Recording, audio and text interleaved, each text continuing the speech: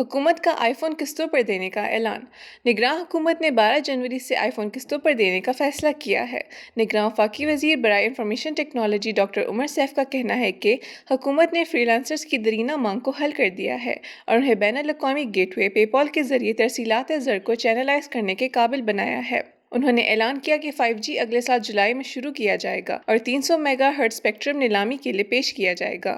نگراں وفاقی وزیر برائے انفارمیشن ٹیکنالوجی اور ٹیلی کمیونیکیشن ڈاکٹر عمر سیف نے صحافیوں سے گفتگو کرتے ہوئے کہا ہے کہ کابینہ نے نجی شعبے کی کمپنیوں کو خلا میں کم مقدار میں سیٹلائٹ استعمال کرنے کی اجازت دینے کے لیے قومی خلائی پالیسی کی منظوری دے دی ہے۔ ایک سوال کے جواب میں ڈاکٹر عمر سیف نے مزید بتایا کہ ان کی وزارت ٹیلی کام کمپنیوں کی دیگر تمام اسٹیک ہولڈرز کے تعاون سے 12 جنوری 2024 سے ایک اور اقدام شروع کرے گی جس کے تحت صارفین کو جدید ترین ماڈل فون آسان قسطوں پر ملے گی۔ قسطوں پر آئی فون پیش کرنے کا منصوبہ بن رہا ہے۔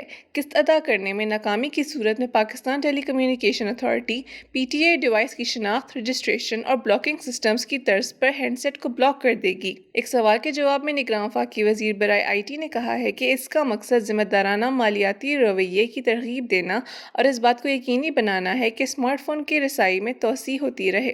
اس پالیسی کے تحت ٹیلی کام کمپنیوں کو قسطوں کے منصوبوں کے ذریعے صارفین کو براہ راست اسمارٹ فونز پیش کرنے کا موقع ملے گا۔